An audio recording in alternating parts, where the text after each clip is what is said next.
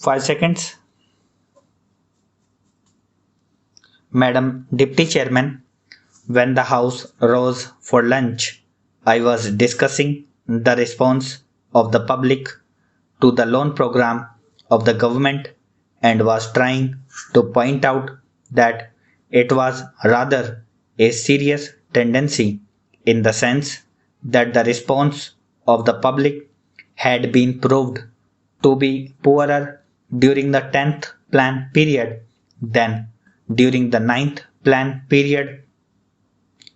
I was trying to point out that looking to the fact that the national income was rising and the people were becoming more conscious of a developing economy and the need to mobilize the resources more and more, a contrary trend ought to have appeared, and that, in view of that, this trend was disturbing. This trend is to be contrasted with the trend of the public regarding the call from the corporate sector for the investment of their monies. Here we find that the shares of some of the new companies or of the old companies that are issuing new shares are oversubscribed at times to the extent of 15 times the capital that has been asked for by the companies. So here are two pictures. One, the picture of the government asking the public to subscribe to the public loans, and the other, the picture of the response of the public to the corporate sector demanding investments from the public. While on the one hand there is an enthusiastic response to the demand from the corporate sector, on the other there is a very poor response as far as the loan program of the government is concerned. This is a matter of some concern, and I feel that the government should pay more attention than just exhorting the people to save more and to hand over their savings to the government, as the Honorable Finance Minister has done more than once. If it would have been merely a question of rediverting the money that is coming from the corporate sector to the public exchequer in the form of loans, perhaps the matter would not have been so serious. Then it would have been just a question of reallocation of the functions between the public sector and the private sector. But I feel that there is a large amount of money which is just changing to some lucrative channel, and that explains why the response to the demands from the corporate sector is 15 times.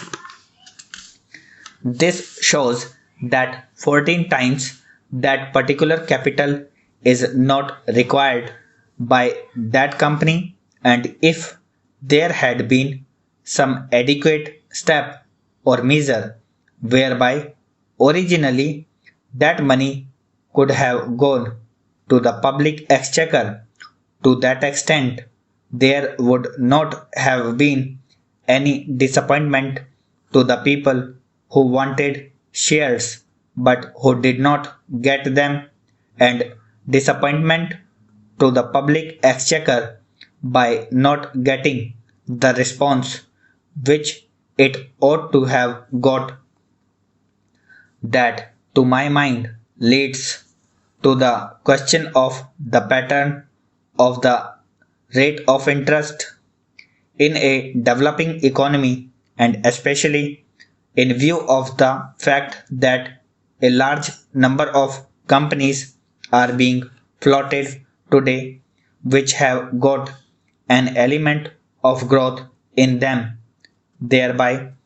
attracting so much capital towards them. The government of India will have to take into consideration the question of the rate of pattern of interest on their loans and to see whether something could not be done whereby the public will be attracted to a large extent towards their loan program than hitherto. It has appeared in the press that the question of supply and want is being reconsidered and that offers are sought to be made more attractive. If, in the same strain, the entire question of the loan program is also considered, it may be possible that these loans also might be made more attractive and thereby more capital, which is today just changing the channels of profitable employment, might be diverted to the public exchequer in the form of public loans. Then there is the question of the state governments performing their part which has been assigned to them during the 11th plan period. In this connection, I would like to draw the attention of the Honorable House to a very important recommendation which has been made by the 11th Finance Commission, namely the appointment of a high power commission to go into the entire question of the allocation of financial resources between the central government and the state governments. They have argued the whole case in nearly 1.5 pages in order to show why it has now become necessary that a high power commission should be appointed to go into this important question. According to the Third Finance Commission, the allocation of resources between the center and the states was made at a time when planned economic development was not visualized.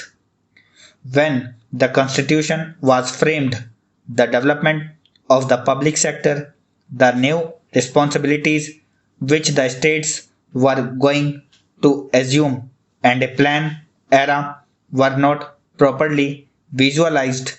and it was under these conditions that these allocations were being made.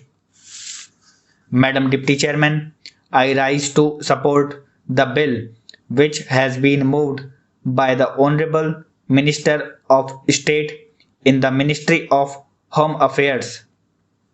This bill incorporates certain sentiments which the country holds so dear as far as the office of President is concerned, and also incorporates the faith of the people in themselves that when they will elect a president, the person who would be occupying the high post would be a person who would have not only the love and affection of the people but would be, as the Honorable Minister pointed out, a dedicated politician whose whole life is dedicated to the service of the nation. Before he became the president, during his occupation of the office of president, and even after he retired from that office, it is this confidence of the people in themselves and the high love and affection which they hold for this office which have resulted in this particular bill being considered by the House at the present moment. The Honorable Minister has pointed out that the President, who has just retired,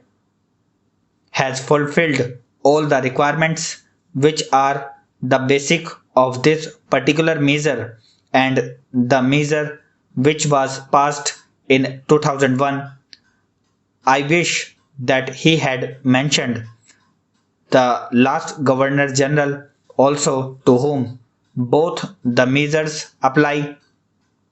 whether we may agree or may not agree with the last Governor General on some of the political views that he holds. There can be no two opinions that the last Governor General was also an illustrious son and is an illustrious son of this country and deserves all the consideration, all the love, and all respect of the country which are being incorporated in the present measure and were incorporated in the 2001 Act. While therefore fully supporting the measure which is now before the House, I would like certain clarifications regarding the rules that are going to be made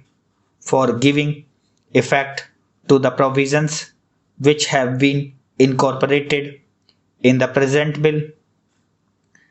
In the statement of objects and reasons,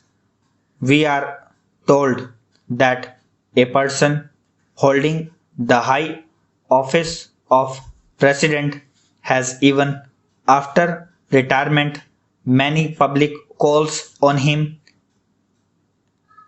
and it is therefore considered desirable to provide him with secretarial staff. It is further stated that the bill provides for a staff which may be engaged for the president. Staff might be appointed for him and office space might be provided for him. It is because of this that certain misgivings have arisen in the minds of some of the members, and they want it to be made perfectly clear that the staff will be appointed not only for the ex-president but will be appointed by the ex-president, and it will be his wishes and his desires that will be taken into account when a particular person is being appointed. Also, regarding the office which is engaged for him, his wishes should be taken into account so that he knows what would be a convenient place for him and he may try to get that place. Another reason for insisting on what I consider to be an important detail is that if the government appoints the staff for the ex-president, then automatically they become government servants because they have been appointed by the government. It may be that in the rules a clarification might be attempted whereby they may be exempted from some of the service conduct rules which are applicable to the normal government servants. But even there, it will be much better that this should not be left in any doubt, and that these persons that are appointed to assist the ex-president in his secretarial task are appointed by the ex-president himself. They would be the staff of the ex-president and would not be appointed by the government for the ex-president and would not be government servants. This point ought to be made quite clear so that the ex-president has got all the right of determining the service conditions of the people appointed by him, of course subject to the overall limit which has been provided and to my mind rightly provided in the bill. Within that overall limit, perhaps it will be much better to leave the rest of the matter to the President himself so that we may also express our further confidence in the President to the effect that he would utilize it with discretion and with all sense of responsibility and fair play and taking into account the interests of the public and of the public exchequer too. Another point which also needs some clarification is regarding the payment to be made for the secretarial assistants and for the secretarial staff. Normally, government rules require that whenever any such demand is made on the public exchequer or on the consolidated fund of India, a certain formality has to be gone through, and that formality of accounting has to be in a prescribed form. Stop.